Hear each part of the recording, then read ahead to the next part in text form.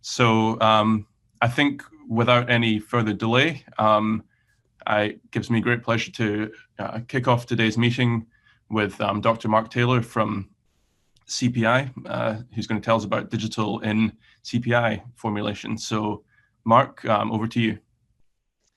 Thank you. Thank you, Chris, and thank you to Helen and Simon and all of the organising committee for inviting me and allowing me to kick off today. Chris, can I just do a sound check? Are you hearing me okay? Yep, great, thank you. So what I want to talk about over the next half hour, well, 25 minutes, and I promised Helen faithfully yesterday that I'd keep to time and not start the day off with a delay.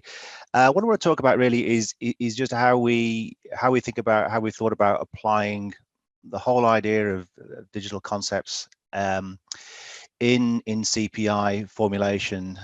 So what does that mean for us? How do we go about doing that, and give some specific examples. It's going to be a bit of a gallop through a lot of things, so it will feel fairly superficial, and I make no apologies for that, because I wanted to cover a lot of ground. If there's anything at the end that there was anything as I go through that sparks any interest and you want further details on, then as Chris has said, either ask questions through the chat, or I'll certainly be happy to take questions at the end, or follow up with other people as required. Okay, and I am using a little laser dot feature in PowerPoint, so if that hangs around on the screen annoying everyone, I apologize in advance. Okay, so yeah, this is what the talk's going to look like. I'm conscious that we've got quite a wide, maybe even a wider selection of people than we're able to get down to London for a usual meeting. So I want to give a brief introduction to CPI for those perhaps who aren't familiar with our organization. And then really just give a brief overview of what the CPI's digital strategy looks like, and then dig in and give sort of 3 examples from that in terms of what our digital tool set and infrastructure looks like, how we apply this in digital design, so the modeling and high throughput areas, and then also what we are doing to support the concepts of what's known as smart factory. And at the end, then there is a question there of what's in it for me. That's as in what's in it for you, the audience.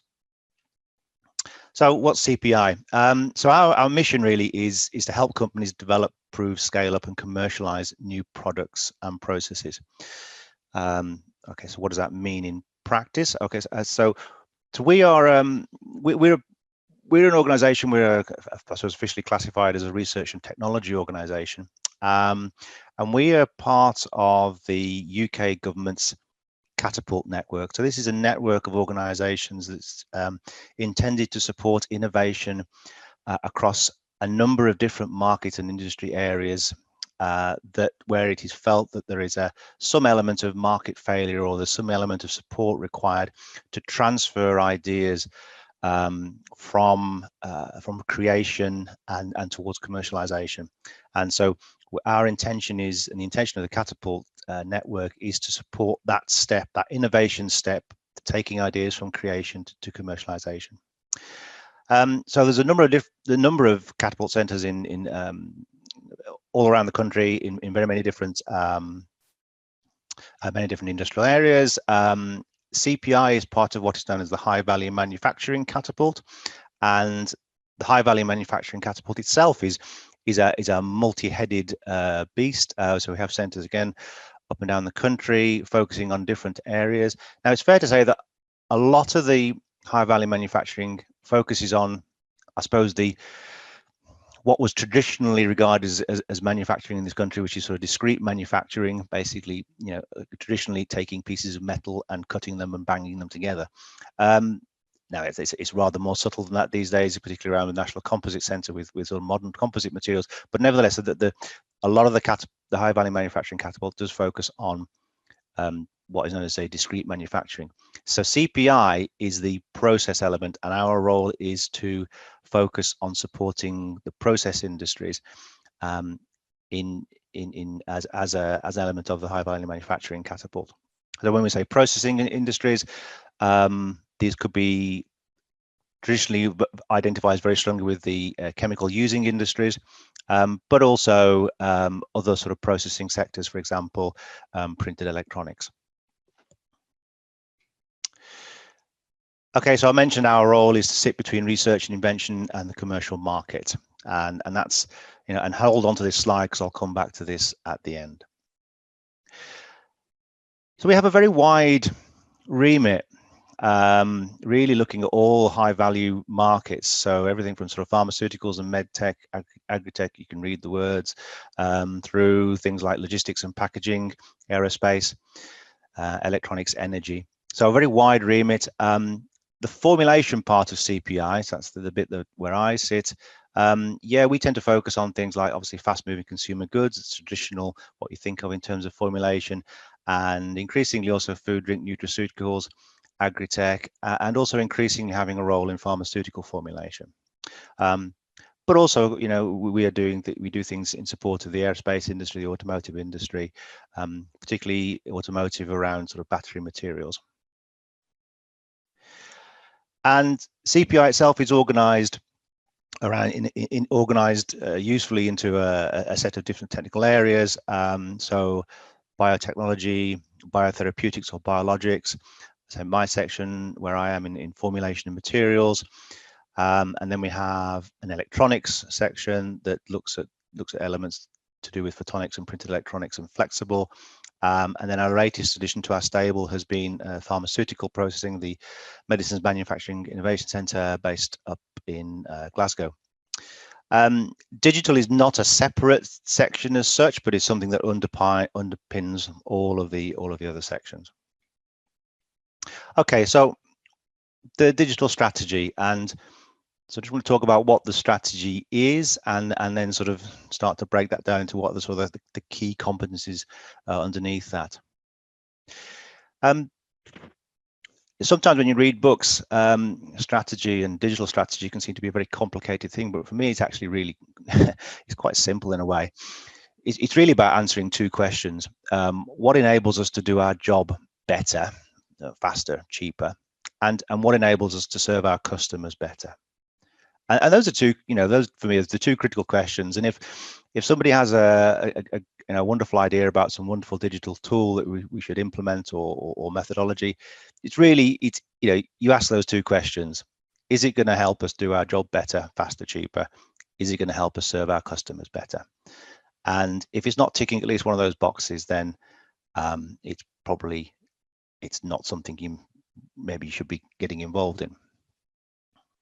So breaking down from that, you know, we're looking for things that are going to enhance our operational efficiency, and then the strategy is about building and applying capability. I'll just mention that word building. So I am unashamedly going to mention a mix of elements in this talk. Not everything is where we want it to be. So things are very much developing, and you know, some of the things that I will show are where we want to get to rather than where we are now. And particularly this is around sort of developing a digital culture as well.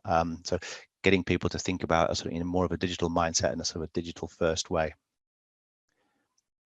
So the rest of this slide in a nutshell captures what is the digital strategy, and it's around sort of four elements. You're just reading from the left there: digital design, smart factory, smart connected devices, and digital tool set. So just, and I'm going to take each of those sections or three of those four sections in turn in the rest of the talk. But so the digital design is really about moving away from or having enablers to move away from doing conventional lab experiments towards making use of modeling and simulation of products and processes, and predictive design. Predictive design then is also supported by high throughput experimentation. The smart factory, which is maybe a little bit of an amorphous concept for some people. I'll dig into that a little bit more later, but that for us is about using applications of digital twins and advanced process control. Smart connected devices. This is an area which is less relevant to formulation, is more relevant to our electronics area, so I won't really be talking too much about that. And then finally, the digital tool set, the infrastructure, the tools and mindset, which underpins all of these. Okay, so I said this was going to be a quick gallop through, so it's going to be a quick gallop through. So digital tool set, what does that mean? Let's start with that first. What does that mean? So really, we're looking here about our use of electronic lab notebook, our management of lab data, structured data capture, and controlled data analysis. And I actually just want to spend a few moments on this. Is the diagram, the triangle diagram on the right-hand side is something I borrowed from my friend and colleague Alfredo Ramos, who said I could use it as long as I credited him. So Alfredo Ramos, there you go, 2 credits. So I think I'm okay now. And he developed this triangle diagram, and he called it "How to Thrive in the Industry 4.0 World." He's a German speaker, so he used the Industry 4.0, the German spelling. And actually, I don't know whether he was inspired consciously or subconsciously by the something you might be familiar with from management theory, the Maslow hierarchy of needs. But it's really a Maslow hierarchy of needs translated into the digital. So really, you got things at the bottom, the fundamental things like gathering data, classifying data, and storing it in such a way that you can ensure accessibility, integrity, security. And those things are sort of the really basic things that you've got to get right first. And if you don't do those, you're not going to be able to get to the apex of the triangle where you want to be, where you can actually use that data for, as it says there, for insights, actions, etc. So you've got to get this bit right first.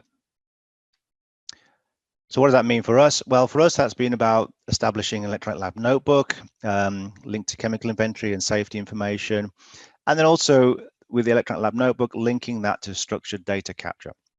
So structured data capture it's actually something that's of almost limited value to an experiment at the time. But if you want to come back and use that data again later, you've got to have it stored in a proper way, and not just in a table in an electronic lab notebook write-up. So we put a lot of effort into looking at means of doing structured data capture, and this is particularly focused on our high throughput formulation HTF tools and our process tools, and you'll see the process tools that we call by the name of sort of Prospect in a short while.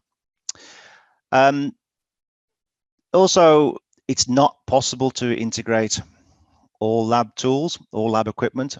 We've done it with a few conventional bench pieces of equipment, but it is practically it's a hard thing to do, and we don't honestly have a solution for integrating everything. So we have a lot of non-integrated lab equipment, but for there we're looking at what's the value that we can get from workflow planning and sample tracking.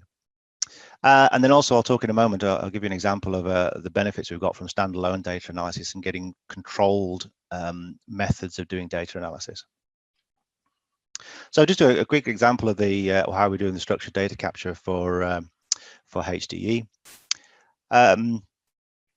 So on the right there, you just see one of our HDE tools. It's a Formax. We'll meet that again in a moment. So there's a lot of data that you put into a high throughput experiment. So it's important to capture that information, the things like dispense quantities, the processing parameters, and also then coming out of the experiment, it's nice to be able to pull back the data and pull it back into the ELN write-up, so you have the data nicely to hand, and that's certainly nice for the experimenter. But as again, actually, in some ways, the crucial step is the bit beforehand, where you're actually saving the measurement data and the actual formulation quantities that you've produced into a structured database that enables sort of further analysis. I mentioned control data analysis a moment ago. So one of the things I'd really like to do is ideally eliminate Excel, or certainly reduce the amount that Excel is used for data analysis. So when we looked at, we took one particular example, resistivity calculations, and we found there are about 7 different flavors of spreadsheet scattered around a group of only about 30 people. And not all of these spreadsheets gave the same answer. There were sort of differences in use of correction factors, unit errors, you know, factors of 10, 100 or 1,000 that get missed out when people misinterpret it or misunderstand units. I think you're probably familiar with the sorts of problems. So we've looked at using replacing these spreadsheets with controlled scripts that are integrated into the ELN, such that people have, they know there is one way to use. And this also has the benefit then that if there is a future problem, you know, if there's found to be an error, you've got the script recorded so you can trace back the error to a particular generation of the script. And this also then, again, is a classic thing about saving time, because people then aren't spending their own time developing their own spreadsheets to actually do the same calculation. Okay, so that was a sort of a quick blast through the tool set. So I just want to talk a little bit now about the digital design, modeling and modeling simulation and automated and high throughput experiments. So in terms of modeling and simulation, so this really is again around both looking at improving internal physical processes and also helping out customers with particular problems. So unlike what I just described, perhaps with the ELN and the data infrastructure, that's quite internally focused, and that's about us managing our data much more effectively ourselves. This starts to be much more sort of rather more outward looking. And our sort of key modeling platforms really focus on CFD and DEM, so computational fluid dynamics and discrete element particle modeling, and then also finite element analysis for mechanical properties. So this is some examples here. So for example, we've been looking at a granular flow down a chute where we're trying to attach measurement tools to the present particles and granules to measurement equipment in a controlled way, such that we can measure their properties. Again, CFD to understand and optimize the flow around a viscosity probe. Some of you may have heard other talks on this in previous meetings. And then also, you know, we do things like classic sort of CFD, where you're optimizing the design of a reactor system. Customer has a problem, wants to optimize a design, and so we can design that for them. Maybe slightly more quixotically, we've used finite element analysis recently to help improve out the design of a new stab-proof vest using some new materials, and that shows the simulation of a object penetrating or not penetrating said vest. Okay, so I've flagged up the high throughput capability already, and when we're sort of thinking about a high throughput capability for an organization like CPI, it poses an interesting problem, because you're looking for something that can cover a very wide range of sectors. I mean, that even those 4 sectors listed there is actually out of date, because we're adding and we're working new sectors all the time. So trying to design and think of what high throughput capability can be for that is quite challenging, because particularly on the measurement side, you tend to be focusing on very specific measurements. So our approach has been to develop modular systems where we have a set of really multifunctional making capabilities, and then individual screening and automated characterization, and sometimes it's something as simple as a DSC with an auto sample changer. So and relying on people to physically move samples between the stations. So we're not looking at sort of some fixed configuration automated system with the emphasis on flexibility. And so I just So I'm actually going to focus on the make part here, and really the capability you have focuses on three systems. And for those of you familiar with, you may be familiar with some of the brand names. So sort of start with the simplest system, which is based on a ChemSpeed swing platform, which can handle and make and mix up relatively simple and low viscosity liquid formulations. So that's great for things like sort of looking at inks and home care products and drinks and agrichem type applications. Our sort of central workhorse really is the ChemSpeed Formax platform. This is a much more fully featured and very configurable platform that can dispense pretty much everything apart from nanomaterials. So it has a very broad category of usage across reactive coatings, inks, batteries, etc. Home and personal care, food adhesives, very, very broad range of applicability. What we've found in practice actually is that just with these two systems, we couldn't really keep up with the demand and requirements. And also, as I say, nanomaterials handling was a bit of a gap, and we also wanted to supplement this with additional capacity, and also some additional mixing capability and some new at-line inline measurement capabilities. So we've recently taken delivery of a new system from Labman, which incorporates a nanomaterials handling glove box. Again, extensive dispensing capability to sort of match and supplement what we have on the Formax, and also some other mixing capabilities, and most specifically dual asymmetric centrifuge, which is a very, very capable and very, very flexible mixing system. And there's also, if you're very sharp-eyed, you'll notice there's some blank space at the end of the cabinet, and that's actually for future expansion.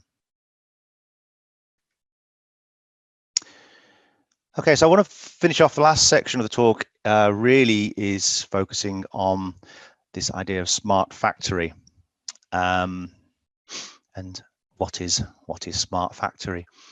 So I've sort of just got this quote from Deloitte: "The smart factory is a flexible system that can self-optimize performance across a broad network, self-adapt to learn from new conditions in real or near real time, and autonomously run entire production processes." So the words I'm picking out there, you see, self-optimized performance, self-adapt in and real or near real time. And then you sort of think, what does that mean for process industry? And for us, that means focusing on things like digital twin concepts and advanced process control. So we've applied this by developing test beds for model-based process control. By the way, for those of you who are skilled in the art, I tend to use model-based process control, advanced process control. I'll tend to use those rather carelessly and interchangeably. So apologies in advance for doing that.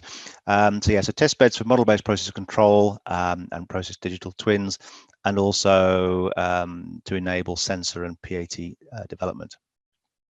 So the first test bed I wanted to mention, the first of two, is we call the Prospect CL rig. And again, for those of you who've been to a number of these meetings will probably have met this beast before.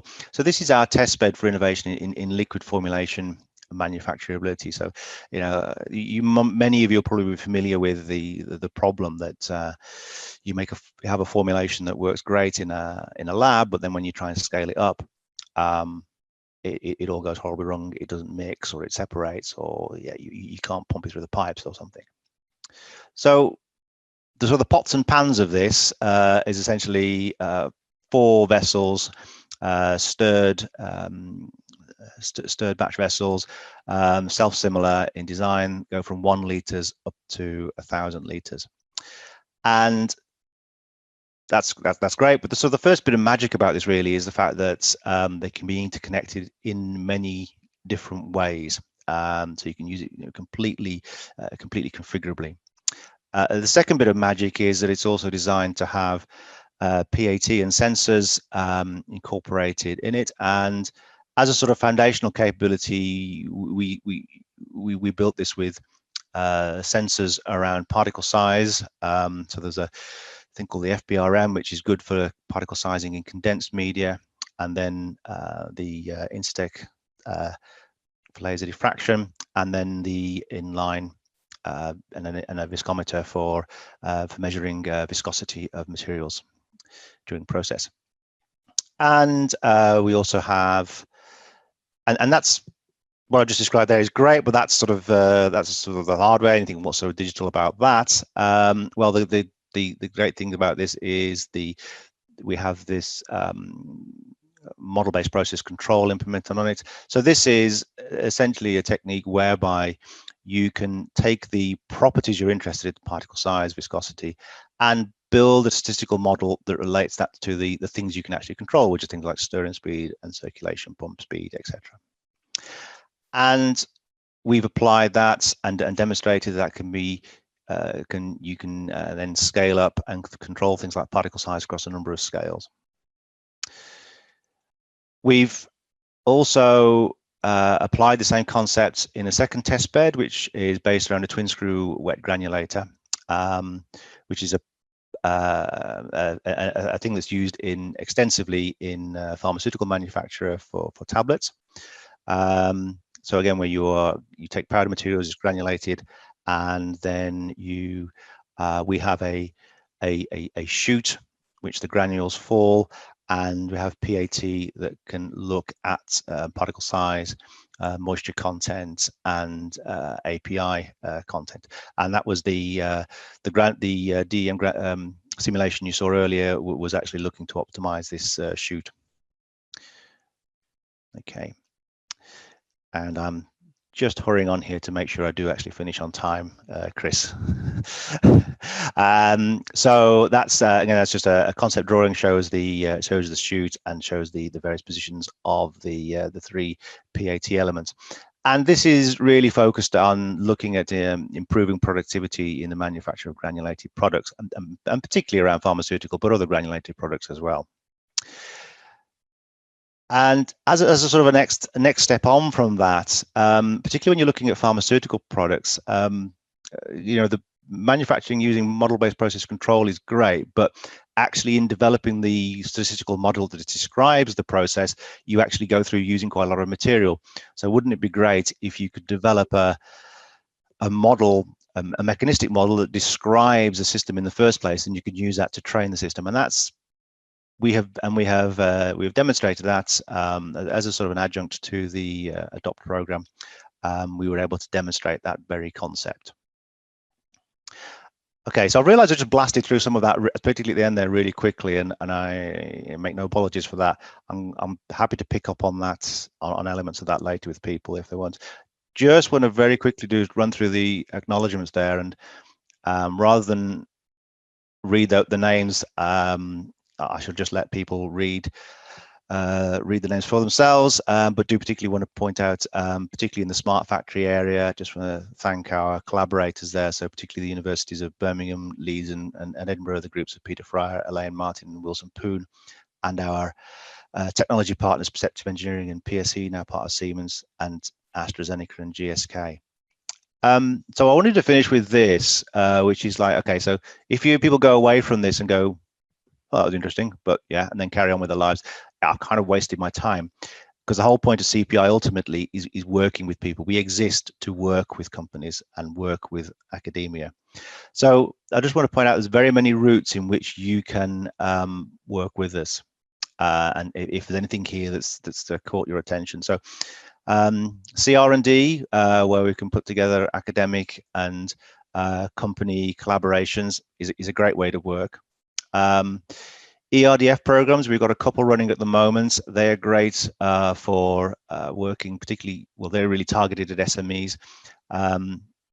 And we've got two running at the moment that I wanted to point out. One is based in the sort of Leeds, North and West Yorkshire region, and Prospect is based in the Northeast.